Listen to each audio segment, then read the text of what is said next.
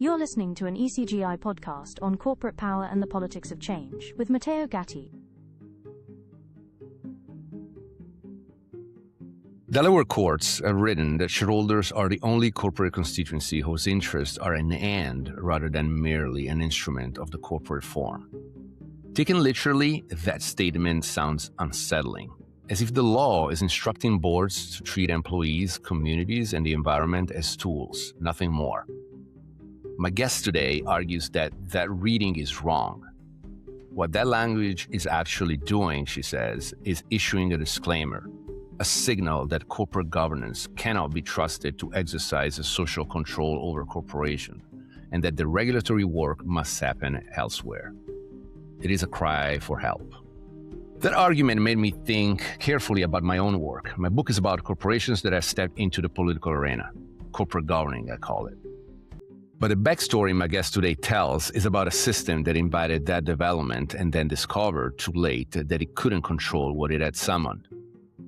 The moment corporations were seen intent to produce pro-social outcome, which is what the ESG wave pushed for, the technocratic line between corporate governance and politics disappeared. And when that line disappeared, everything that has happened since became, in some sense, inevitable. My guest has been watching all of it, the rise and the fall, with a clarity I find bracing. This is a conversation about shareholder primacy's original sin, about the ESG reversal we're living through, and about what the wreckage tells us. I'm Matteo Gatti. This is Corporate Power and the Politics of Change, an ECGI podcast. Stay with us.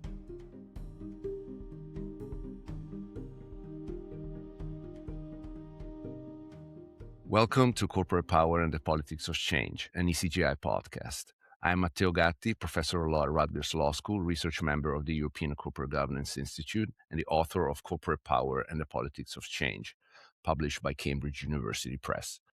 My book is about corporations stepping into contested socioeconomic spaces, making choices and taking positions that typically belong to governments. It is a book about corporations as political actors and about the conditions under which that kind of corporate agency flourishes or fails. Today's conversation takes the story back a step to the legal architecture that set the stage. My guest, Ann Lipton, is professor of law and Laurence DeMuth Chair at the University of Colorado Law School. Ann is also a research member of ECGI. She's one of the sharpest and most consistently provocative voices in corporate governance. Her article, The Legitimation of Shareholder Primacy in the Journal of Corporation Law, offers an illuminating account of why corporate governance has become a political battlefield and why, she argues, it was always going to. Ann, welcome to the podcast. Thank you for having me, and thank you for that very flattering introduction, and congratulations on your book. Thank you so much. And I forgot to mention that you're also a formidable podcaster with Shareholder Primacy, and nice cross-promotion between the podcast and the title of your article that we're going to discuss. Okay, so Ann, the title of that article uses the word legitimation, not justification or defense, but legitimation. So kind of like a loaded term. What are you claiming when you say shareholder primacy performs legitimating function, and why does that framing matter? Okay, so, well, the article, like your book, is about the role of corporations in society. So corporations are these incredibly powerful economic entities, and they only exist because the state allows them to exist. The state charters them and recognizes them as legal persons, but they're controlled by a small handful of people, the Elon Musks, the Mark Zuckerbergs, the Henry Fords, who are entirely unelected, who have no democratic accountability. So ever since the late 19th century, early 20th centuries, when we first had these giant private corporations, we've been trying to come up with some justification for allowing this small group of people to wield so much power, some kind of way that power can be viewed as legitimate. And my argument is the system we came up with is shareholder primacy. Elon Musk, Mark Zuckerberg, Jeff Bezos, when he was still the Amazon CEO, they're not entirely unconstrained. They aren't free to do what they want. Instead, they have an obligation to work for shareholder primacy. But that by itself is insufficient. You can't tell people it's okay for Elon Musk to wield that much power over society because he's making money for investors. That's not an answer. You need to go further.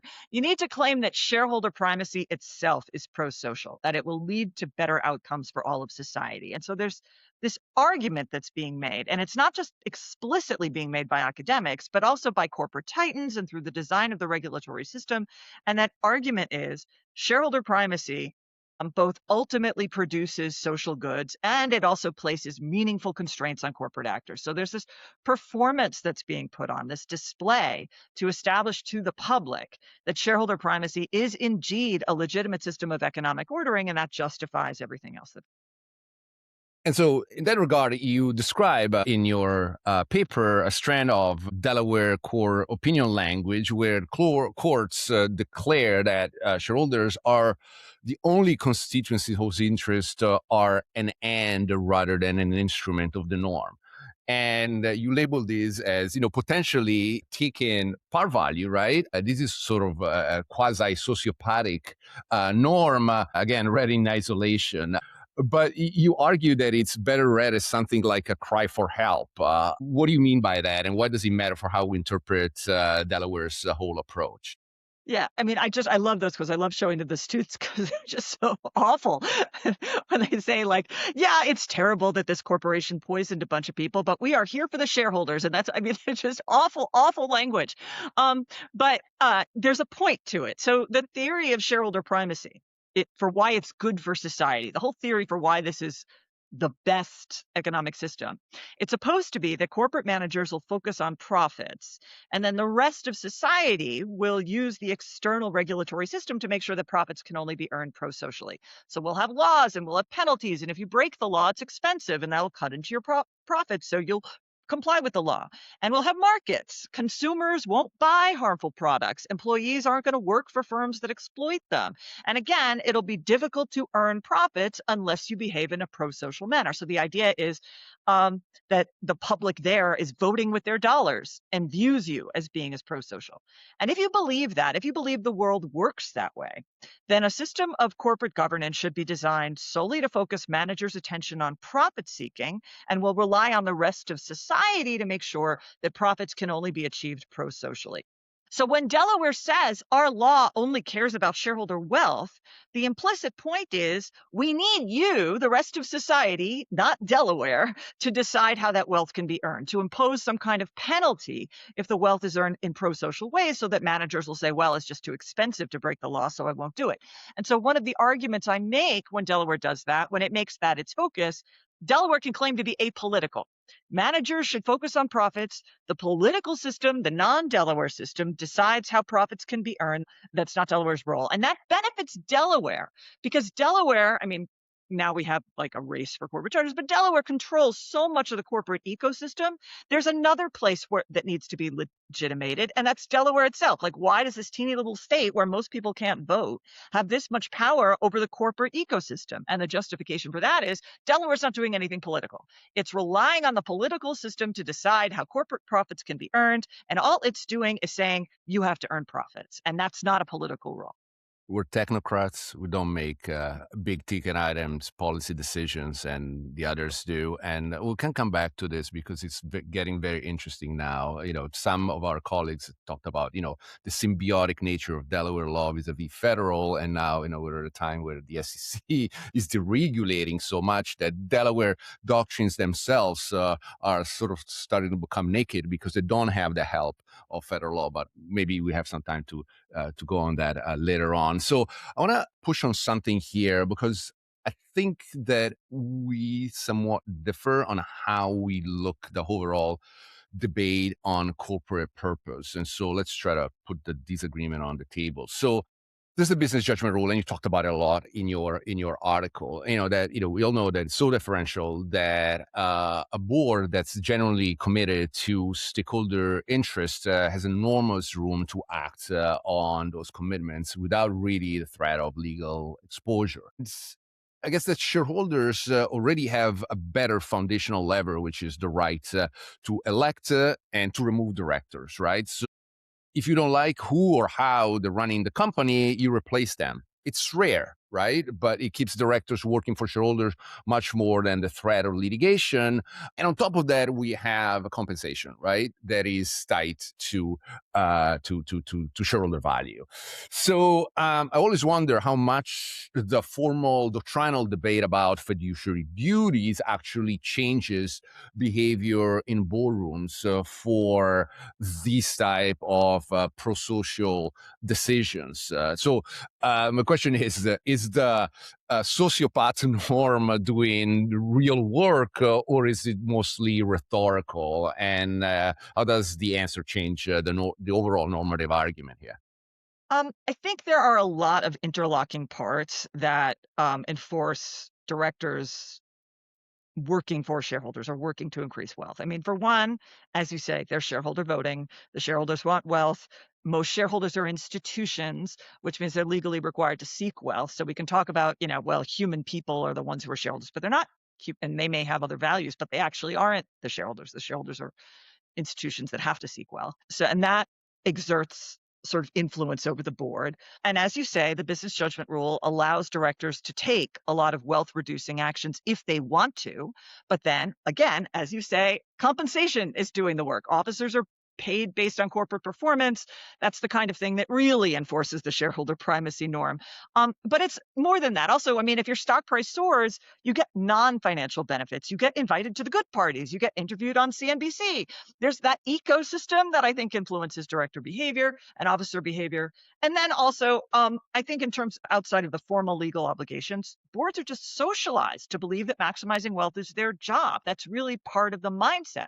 So I think that all these different ecosystems. So the legal rule, I agree with you. The formal legal rule is actually not what's doing the work here. It's the structure of the corporate form, and then a degree of the including compensation practices, and then a degree of the milieu and the culture that surrounds how boards operate. That said, I don't think anyone sitting around in a boardroom thinking, aha, I can make more money if I toss puppies into a propeller. I think that they buy into the narrative. They convince themselves that increasing investor wealth is good for society. Who would buy their products if it wasn't a net positive? That kind of thing. So I think a lot of the time boards, have fully internalized this idea that my job is to maximize wealth for shareholders, and that is good for society. That's how things are supposed to work.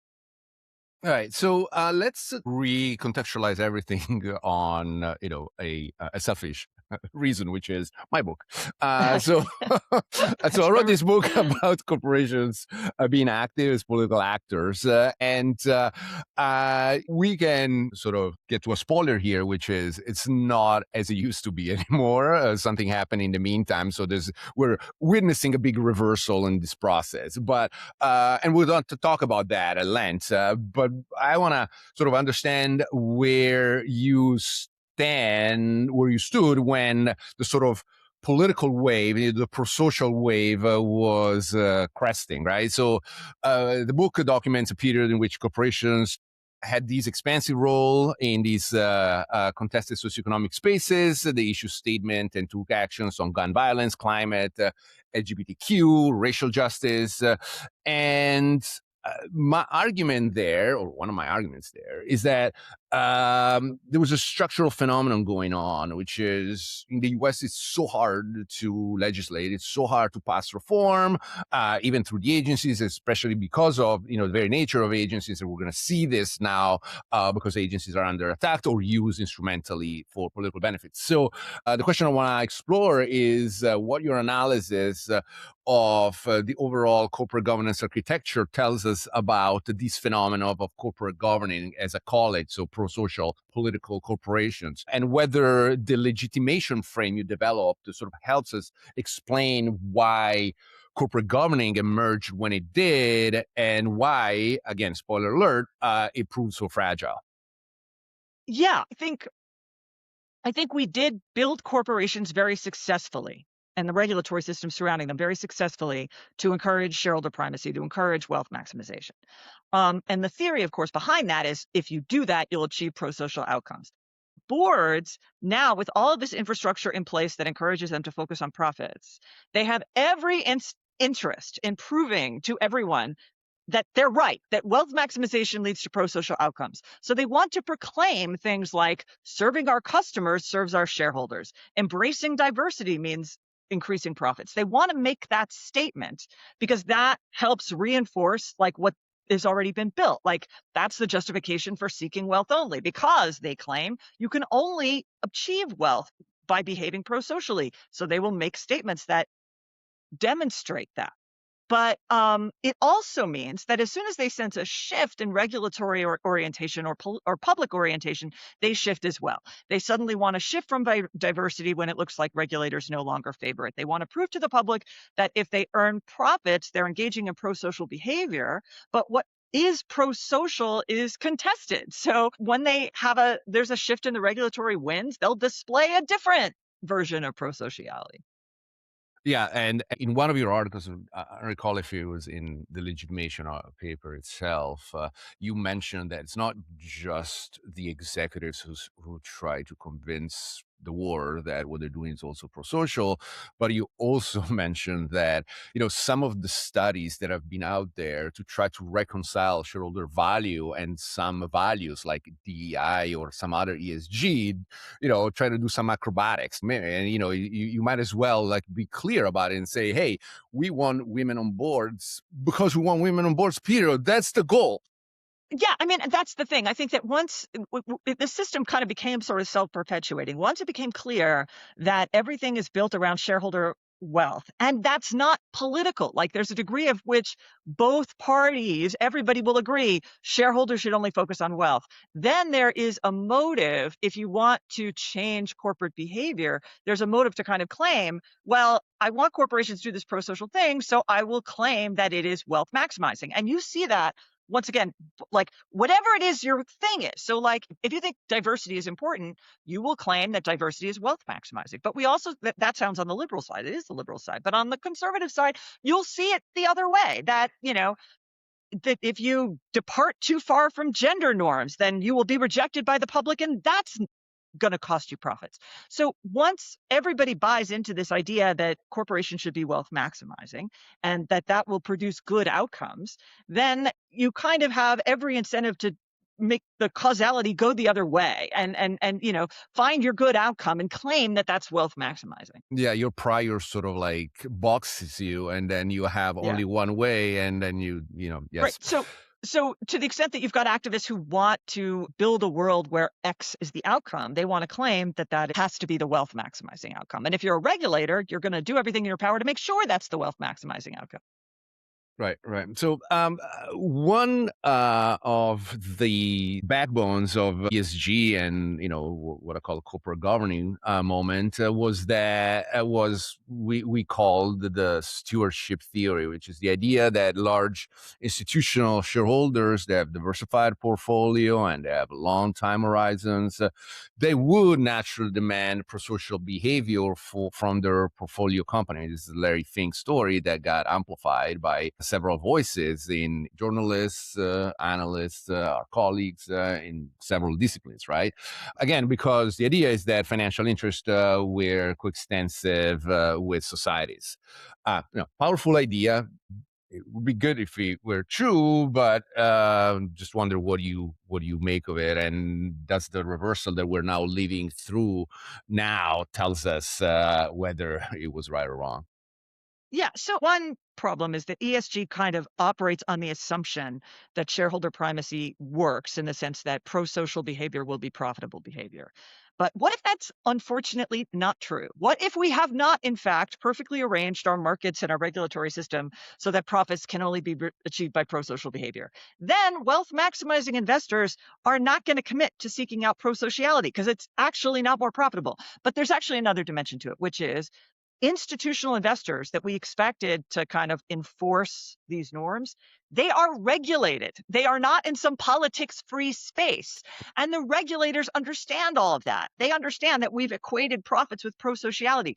If a corporation is profitable, that's almost like public proof that the public has voted and the corporation is behaving pro-socially. So if you're a regulator and you know that profits are treated as social proof of democratic legitimacy, then you have every incentive to insist that regulated investors favor your priorities and claim that's just profit seeking. So Democrats will say, again, climate change reduces profits. I may actually think it does, but let's leave that aside. Democrats will say climate change reduces profits. Therefore, institutional investors who are regulated must police for climate change issues because otherwise they're not complying with their fiduciary duties. And if they aren't, that's just proof they're not doing what they are supposed to be doing. They're in trouble with regulators. Meanwhile, on the other side, Republicans insist that institutional investors should seek to reduce diversity initiatives because it's obvious to Republicans, or they say it's obvious, that diversity reduces profits. So, of course, an institutional investor complying with its fiduciary duties will oppose diversity initiatives. These institutional investors are not free to really make honest judgments, whatever those would be, about what long-term profitability requires, because they are controlled by regulators who have other goals in mind. So right now, we have conservatives in charge of the regulatory system, both federally and in a lot of states, and those regulators just declared Right. climate change isn't a financial issue, diversity isn't a financial issue. And now they're regulating investors that way. They'll penalize proxy advisors who recommend that shareholders vote for these things. They'll say institutional investors who vote to curb climate change are violating their duties to their beneficiaries, and on and on. Institutional investors do not have natural preferences they can express. They're subject to the same political forces that make preparing for a climate transition unfeasible. So if the public can't do it because there's too much political opposition, then institutional investors can't do it because they're regulated and they're going to be subject to the same political forces.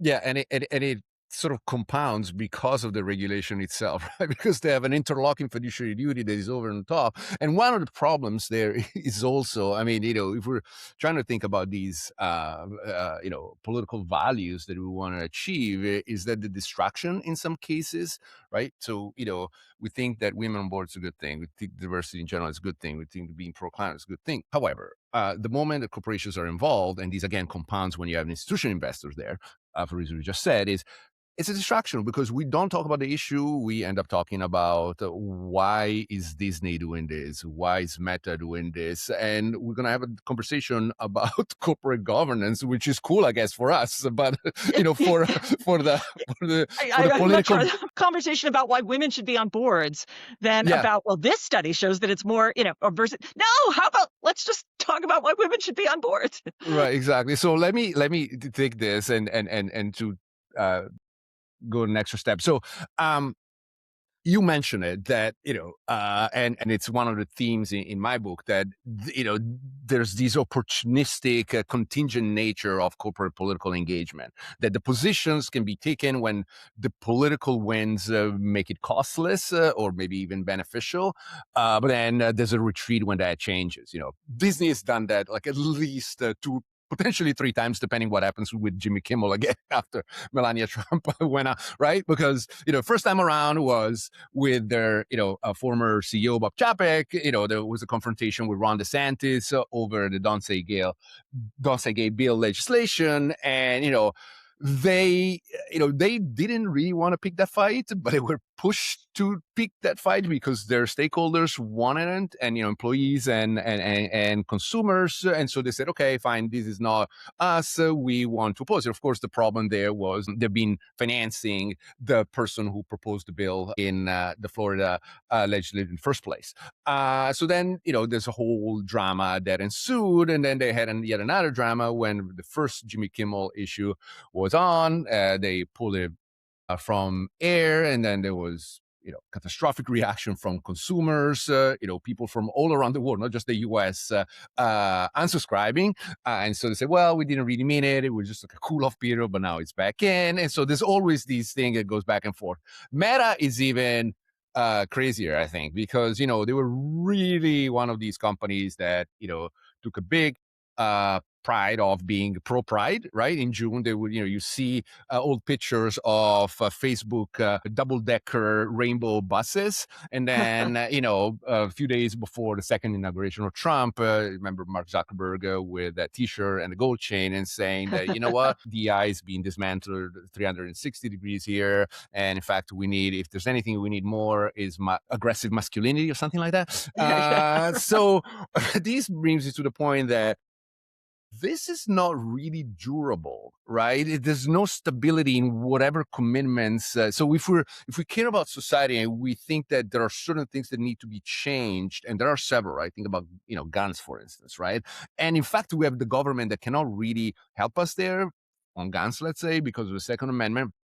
Then we bring in businesses. It's like, why don't you do a private ordering, very American way of doing things, right? Let the private interests take the lead here.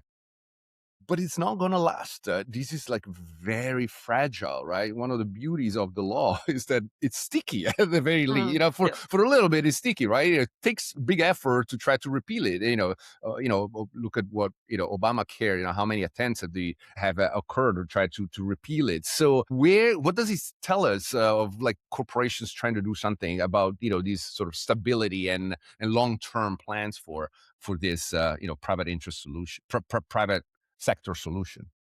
I mean, the theory that justifies shareholder primacy has always been that profits are shaped by the external regulatory system and external markets. And I think that's true. Profits are, in fact, shaped by those forces, the regulatory system and markets. And corporations have some control over those forces themselves. They can donate to political causes. They can convince consumers they need a product. But they don't have complete control. They have to respond to where the public, the markets, and where the regulators are. And if the public and the regulators are at odds, Right. whoever has the biggest stick wins. So Disney is really a great example where the general public, by which I mean its customers and its employees, were at odds with the regulators. And they are right now. And what Disney is doing is constantly going back and forth, like, who has the bigger stick? Does the regulators have the bigger stick, or do the customers and the employees have the bigger stick? And it seems to keep changing its mind. And it sort of becomes really a matter for director of communications in politics more so than definitely us corporate governance scholars, right? It's just how you communicate, and you're trying to weather the storm and see what happens next. So I want to look at the broader picture because we've been hinting at it on a bunch of occasions. So the big reversal in ESG and DI commitments, and it didn't really happen at once.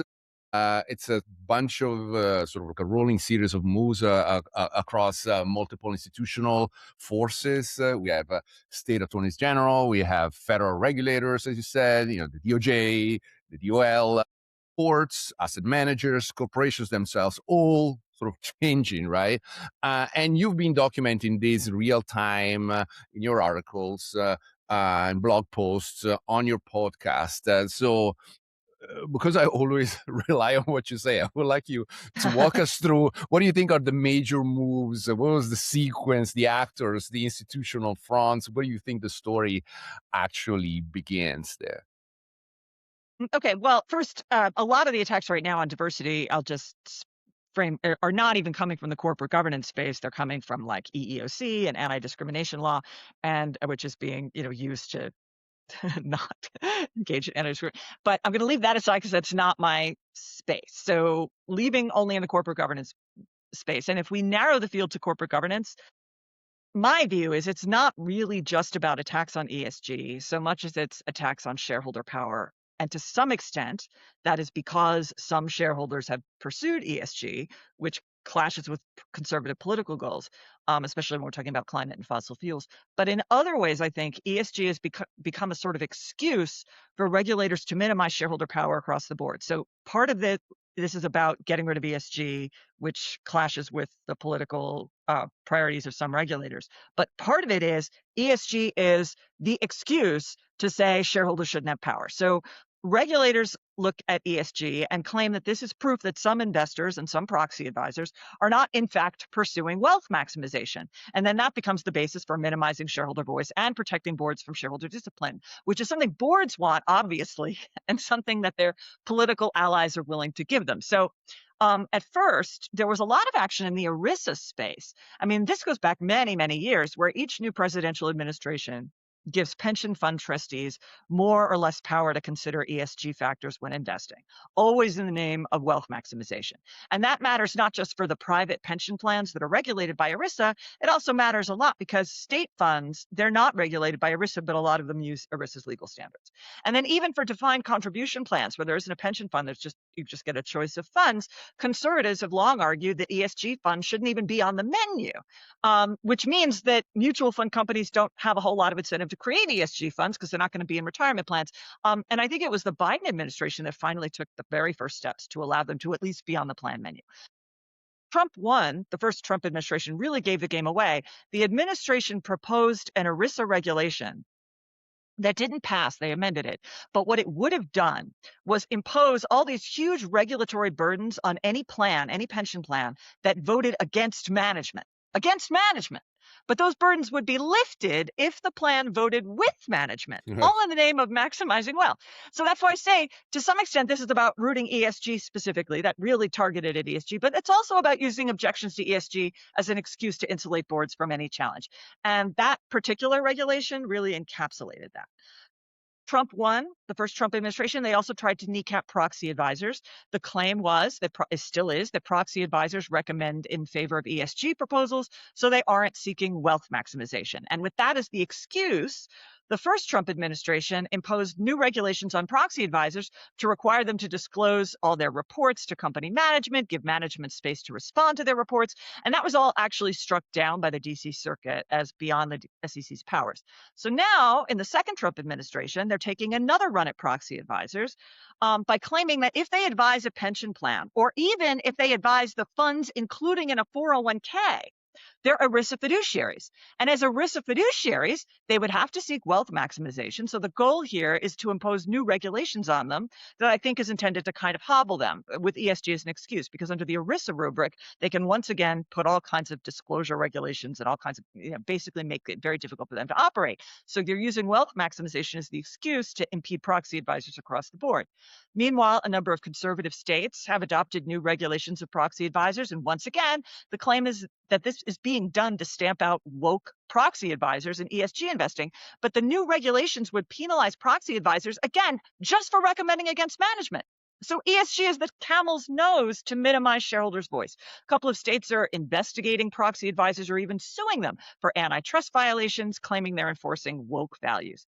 Same with large asset managers. The Trump administration has begun to treat them as ERISA fiduciaries if their funds are included on a 401k menu. So if there's a BlackRock fund in the 401k menu, the idea would be they're an ERISA fiduciary. If pensions invest their funds, which they do a lot, in a BlackRock fund, then once again, BlackRock will be considered an ERISA fiduciary. This is some Trump guidance they put out. So I think that's new regulation that's going to be there. This is the groundwork for new regulation of how asset managers vote. Meanwhile, the Trump administration has said they'll impose a host of other new regulatory burdens on large asset managers if they try to advocate for ESG or any kind of good governance changes at their portfolio companies. And that threat was very powerful. So we've seen a lot of large asset managers simply stop engaging with management at all. And SEC officials suggested that index funds might actually be misleading their investors if they engage with management because they'd no longer be passive. And then we have, again, conservative states filing lawsuits against BlackRock, Vanguard, State Street, claiming they violated antitrust laws because they voted for climate change adaptation. Other states have announced they're investigating large asset managers to determine if they've misled investors or violated consumer protection laws by voting for ESG. Then, of course, there's shareholder proposals. Obviously, these have been historically used to improve corporate social responsibility. They're associated with liberal causes. But they've also been used to impede managerial power, because a lot of shareholder proposals are governance. They're just straight up governance stuff, like separate chair and CEO, allow shareholders to call meetings, things like that. Trump 1 changed the regulations to make it harder for shareholders to make proposals at all. In Trump 2, the SEC has essentially given companies a free hand to exclude shareholder proposals from the ballot. The SEC has said it won't really enforce shareholders' right to make proposals at all. The SEC used to allow shareholders to communicate with each other by posting notices on the SEC's EDGAR system. It eliminated that right And these are just a bunch of other ways that the SEC is just trying to limit shareholder power. They propose to stop requiring that firms report their financials quarterly. That just happened, so that'll minimize management accountability to shareholders. The SEC is encouraging firms to adopt mandatory arbitration bylaws so that investors won't be able to bring class actions. So this is going way beyond ESG. It's just that ESG has become the first step in how we minimize shareholder power and make boards less responsible to shareholders. Well, I was excited about asking this question, and I got much more. And it's so fascinating. And I have a follow up here because the story that we've been hearing, quite plausibly, right, from Jeff Gordon, who would say, the U.S. is a petrostate, so obviously there would be a reaction from big oil. Mark Rowe has a paper out, and he's on a podcast too.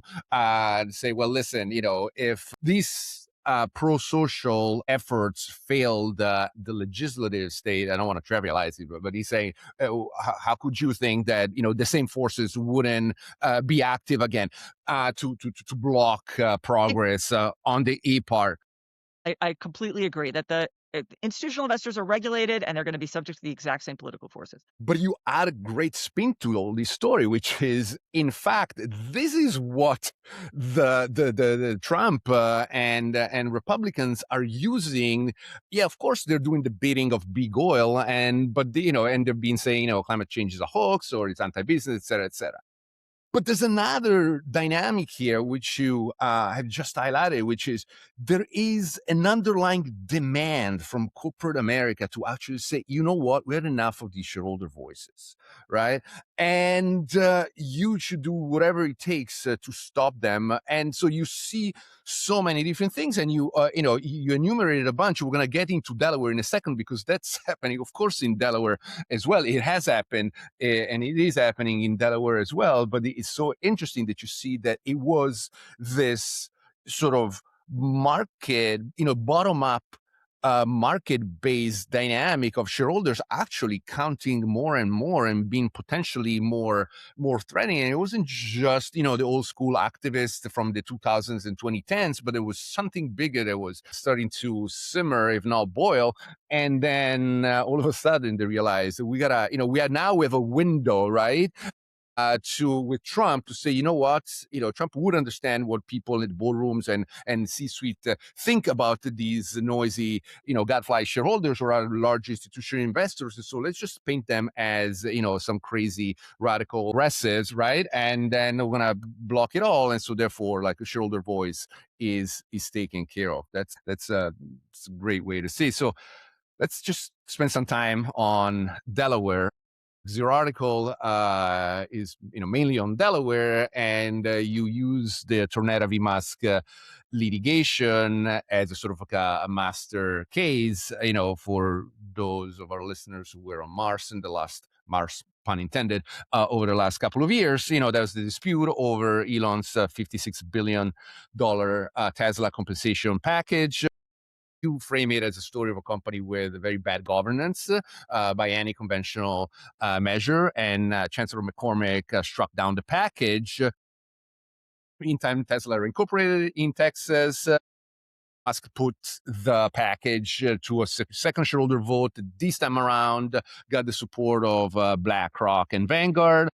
The Delaware legislator, we will see in a second, responded by tearing out a critical feature of its own law. Chancery Court was ultimately reversed, but on the remedy and not on the substance. There are very few of our colleagues who would argue that in the end it was wrongly decided. Maybe some take issues on the framing, on some descriptions, but the law was pretty clear. So what does the Tornetta episode reveal about the relationship between Delaware's corporate governance formalities and the interests that they're supposed to protect? And why do you think that Delaware's response was so rapid and so dramatic? Yeah. So, in many ways, the paper was inspired by Tornetta. And the argument that I make in the paper is that a lot of Delaware's governance standards still are, but those were kind of performative. Remember, the thesis of my paper is that we built up an apparatus to justify shareholder primacy as a legitimate system of economic ordering. And Delaware's been part of that by signaling that shareholder primacy, pursuing shareholder interests, does in fact act as a constraint on managers. It ensures that corporate titans do not just exercise power willy-nilly. Even the highest ranking, CEOs, boardroom members, whatever, even the wealthiest people on the planet still have to conform with something. And that law is they have to do things the right way. And the way Delaware's done that has been to say, when corporate managers run a company, if they take certain actions, especially actions that benefit themselves personally, they have to cleanse those. They have to run them through independent directors. They have to seek a shareholder vote. Those procedural constraints act as a kind of public display. Look, Mark Zuckerberg can't just do whatever he wants. Even Mark Zuckerberg has to run it through his own directors, has to take a shareholder vote. And the stated purpose of these requirements, according to Delaware, is this will increase shareholder wealth. That's the stated purpose. You have to go through these procedural formalities because that's the way we protect shareholder wealth. That's the stated purpose. But my claim is the actual purpose is so that everyone can see that people have to go through procedural formalities. And then Tesla kind of blew that up because Elon Musk and the Tesla board couldn't even be bothered to put on a pantomime of compliance with the rules. They could have. It would have been very easy. But they pretty defiantly ignored all standards of independence. They put out a misleading proxy statement. They allowed Elon Musk to act under multiple conflicts of interest without any policing of it. They pretty much thumbed their nose under all these procedural standards of good governance that Delaware required. And yet Tesla stock has soared. I mean, it's very hard to say that they haven't done a good job for Tesla shareholders. So when a shareholder challenged Elon Musk's pay package, I argue, Chancellor McCormick was kind of trapped between the legal standards that Delaware requires, which are ostensibly there to benefit shareholders, and the reality that shareholders didn't need them. And she went with Delaware standards, which I agree with I don't know that all of our colleagues, but many of our colleagues, I agree. She got the law right. She absolutely did. But that was exactly the problem because it was so hard to square what the law required with the concrete fact that shareholders didn't need these guardrails that Delaware said existed for shareholders' benefit. It kind of gave the game away. These guardrails really maybe aren't doing all that much to benefit shareholders. They're doing something else. They're civilizing corporations by forcing boards to behave as though they're operating under real constraints. And I don't think Tornetta wasn't the only decision along these lines. There were several others, but it was obviously a big headline getter. So when the shareholders voted to move Tesla out of Delaware, that sparked all of these threats from all these other companies. They didn't want to operate under Delaware's restrictions. They resented being told that they had to put on this pantomime for social legitimacy. And Delaware's legislature was pretty happy to comply and change the law because I don't think they ever really intended the law to act as a serious constraint on corporate managers in the first place. They wanted a performance. And that's what they did. Now this new law has this thick pack of required procedures, but in practice, they're extremely threadbare. They just make it ludicrously easy to cleanse self-interested transactions. And I mean, it's funny if you taught them, I mean, when I just taught them to my class, and you can see, like, you go through this complex set of stuff, and you can see the exact moment when students carefully read what these rules actually require, and they're just stunned at how minimal the requirements are. They're like, wait, am I reading this correctly? Like, it looks like it's this big, serious set of procedures directors have to do, but when you actually get into them, they're genuinely, you can actually see the moment when they figure out this doesn't impose any kind of constraint at all. But they look complicated, and that's the point, to make it look like Delaware's policing corporate boards when it isn't really exercising any discipline. It's cosmetic. There's so much of the law in general, even it's not just now, but if you think about it, the only cases where you don't get the protection of business judgment rule. I had on another episode Steve Bainbridge and Roy Shapiro.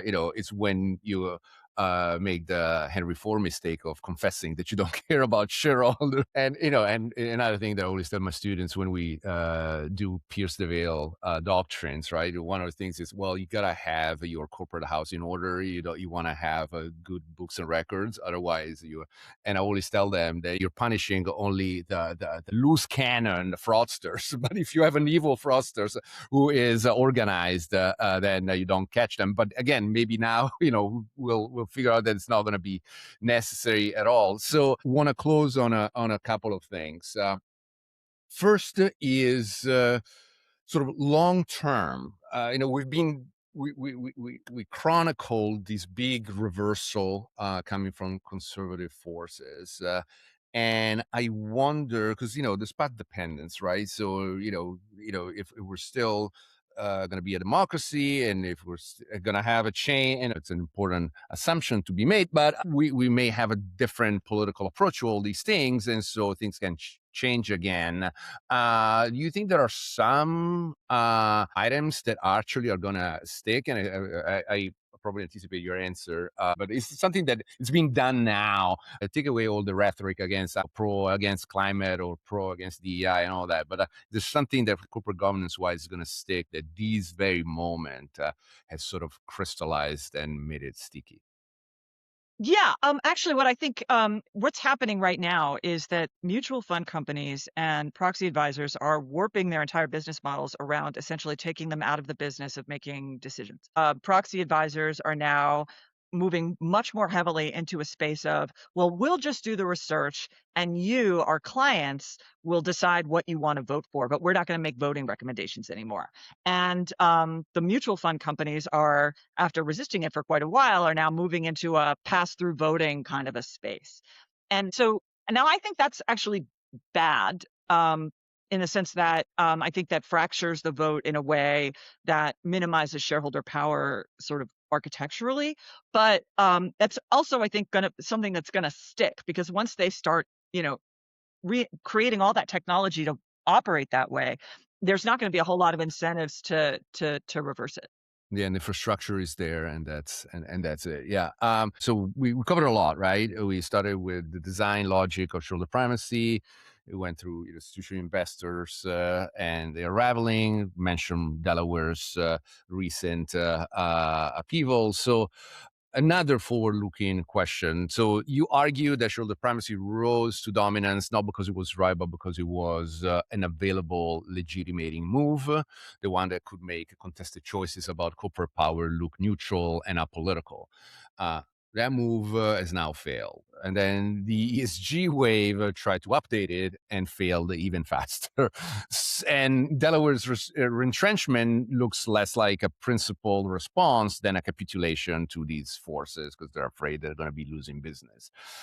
So do you think that there's a new legitimating move already forming? Is there new narrative that is assembling and trying to make a new next configuration of corporate power look acceptable to society? And the matter of all hard questions now is because there are some forecasts that 50% of white-collar jobs are going to be gone in the next 5 years or so. So you can imagine that there will be lots of social and economic changes ahead. What should we be looking at for corporations to sort of legitimize why they're there and why we're not too mad at them? Yeah, honestly, my fear is corporate boards at this point believe they're so protected and have so much political influence, they don't need a legitimating narrative. I mean, that actually is what terrifies me. They feel that they don't need a social license to operate, or at least they don't need as much as one. Not when they have very cozy relationships with politicians and very transactional relationships with politicians who can protect them. So the thing that worries me about this moment is that boards seem to feel very comfortable declaring, we will not be policed. They drove through the changes to Delaware law, even though, as I said, Delaware standards are now extremely weak. We still see loud announcements, Dell's moving to Texas. One company, a Delaware court, found that they were functionally engaged in sex trafficking. And what did it say? We're moving to Texas. They didn't apologize. They didn't say, oh no, we'll try to do better. They said, we will not be regulated. And that tells me something. It tells me that right now, corporate boards don't feel they need to make excuses to anybody. That's how powerful they feel. And so time's going to tell if they're right. Well, yeah. So, your famous line is, well, you moved to Nevada if you want to commit fraud, and now you move to Texas It's going to be on my if you want to tombstone. cover up like a sex scandal. Wow. Interesting times. Ann Lipton, thank you so much for this. It was such a fun conversation. Thank you. Thank you. Thank you so much for having me. Okay, so the legitimation of shareholder primacy is published in Journal of Corporate Law, and the links to the article and some of other Ann's scholarship are in the show notes. My book, Corporate Power and the Politics of Change, is published by Cambridge University Press. All other episodes in the series are available on the ECGI website and wherever you listen to podcasts, including YouTube. Thank you so much for listening.